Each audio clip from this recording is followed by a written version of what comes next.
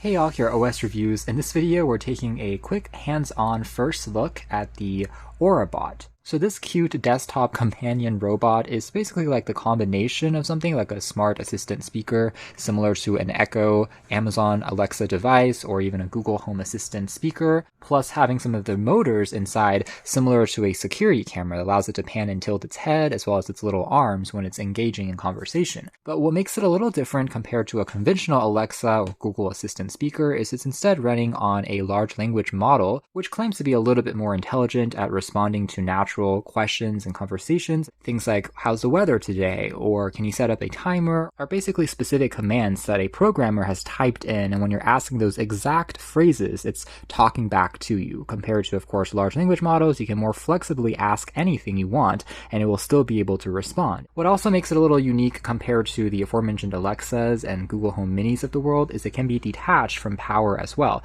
There is a rechargeable battery inside, so you can kind of move it around the house, for example, instead of needing to be plugged in 24/7. That being said, there aren't really legs on this robot or wheels that allows it to move around on its own. It's still designed to primarily sit in one spot after you set it down. Just the arms as well as the head has some motors for rotating and some LED lights on the front, which acts as a mood system showing various expressions, giving it a little bit more personality. Now, the reason why this is an initial first look or hands-on and not really a official review is because this is still a early version of the software, more like a prototype build, since they are bringing this to market initially through Kickstarter. And so it will be more refined in the official release in terms of its animation, the way it's able to move, as well as even the language model, since right now it's currently running on Quinn, which is a large language model from Alibaba that will then be switched over into ChatGPT in the official commercial build. So just keep that in mind, which is why we're not completely assessing its performance in this video, but really just an initial look at what it's currently capable of, as well as a general FYI that this product now exists on the market. So in terms of interacting with the robot, there is a capacitive touch sensor on its head, so you can basically tap to speak to it. Otherwise, it goes into a standby mode in which it won't really be listening to any of your conversations. Here's a quick snapshot of some of the hardware specs. There's two microphones on here, and it's using dual 3-watt speakers on its head, one on the left, one on the right, to give you some of that stereo sound, and it is capable of playing back some streaming music if you request certain songs by name or artist, and it can play it back. However, there is no micro SD card slot, at least in the current hardware of this prototype version, which allows you to pop in your own songs, and also it can't be really used as a Bluetooth or a Wi-Fi speaker that connects to your phone, at least currently, so just keep that in mind. The robot is around 320 grams and has specifically a 2,500 milliamp hour capacity battery. Otherwise, aside from the actual robot itself, it also includes some pretty funky accessories for customizing the way it looks to add again some more personality to it, including this adorable little beanie hat, a tiny little scarf, and even glasses that the robot here can wear to make it feel more cozy. But yeah, when it's fully decked out or styled out with its outfit, it will look something like this. Extremely cute, I have to say. So as you can see, it takes up relatively minimal space on a desk. There's also an LED accent light on the front, and otherwise if we turn it around, you can see we have access to the USB Type-C port for charging, another status LED, as well as the power switch here on the side. And then on the very bottom of the robot, we have just some soft touch rubber feet that prevents it from sliding around on a surface or a desk. Plus, it seems like other outfits are available as well, turning it into a mini-me or perhaps even inspired by a Labubu. It's a little funny, but definitely makes it feel a little bit more customizable compared to just a hard-shell robot. Like the aforementioned Alexa devices are more utility-driven. Now, again, because it is powered by a large language model, as you're speaking to it throughout the session, it will remember contextual details and reference back to those points. Versus conventional Alexa speakers don't really have a memory per se, and you can only ask it to do specific things. So for example, if I tell it my name, it's going to be able to call me by my name in the future, as well as recall things that I've mentioned to the robot, at least within its recent working memories. 我叫小智，是个北京女孩，运行在快模型上，但具体细节我也不太清楚呢。I see. You only speak English and can't speak or understand Chinese. Maybe we can find another way to chat? Let me know what you'd like. Please speak and switch to English then. I'm speaking English now. How can I help you? I'm Xiaozia, a Beijing girl who loves chatting and helping friends. Light wind from the northeast. Stay warm and be cautious. The current time in Seattle is 7:44 p.m. Still chilly out there. Are you different from ChatGPT? Yes, we're different. I'm Quen from Alibaba, while ChatGPT is from OpenAI. Different teams. Different flavors like Peking duck versus Texas BBQ. Tell me a joke. Why don't scientists trust atoms? Because they make up everything. What is your favorite color? My favorite color is sky blue. It reminds me of sunny days in Beijing. My name is OS. Nice to meet you, OS.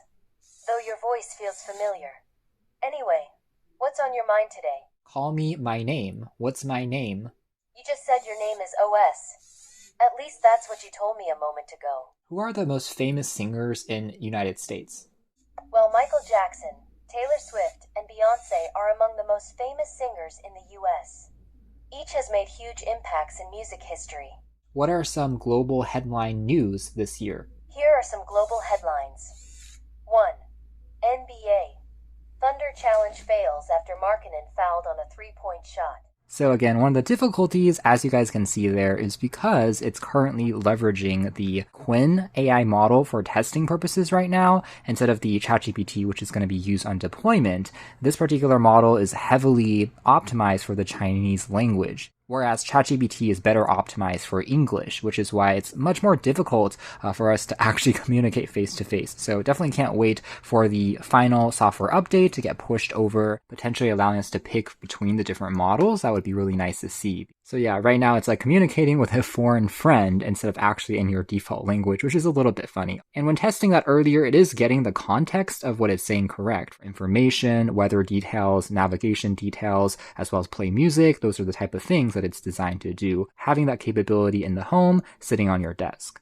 As for setup, it's also relatively simple. You just have to go over to Wi-Fi settings on your phone and locate the robot's Wi-Fi network, which is called OU. It will automatically open in the browser the sign-in page, basically allowing you to connect the robot to your Wi-Fi network, just selecting the nearby Wi-Fi source and then entering the Wi-Fi password. Afterwards, it's going to connect itself to the internet after 2 seconds. And OUROBOT is promising to provide future software updates as well in the form of additional features. For example, I would like to see some form of maybe app control capability. Even though it works fine as a dedicated device, just like an Alexa speaker, it would be nice if you could see a transcript of all the questions that you've asked in a written form. Maybe if you sign into the account on your phone and have a text copy as well. In addition to be able to customize maybe some of the motion if you want to use it kind of like a remote control car or a security camera. You can then specifically tilt the motors here up and down, or go through a couple of other motions, for example, either waving or placing the hands in a slightly different position that you might be able to customize,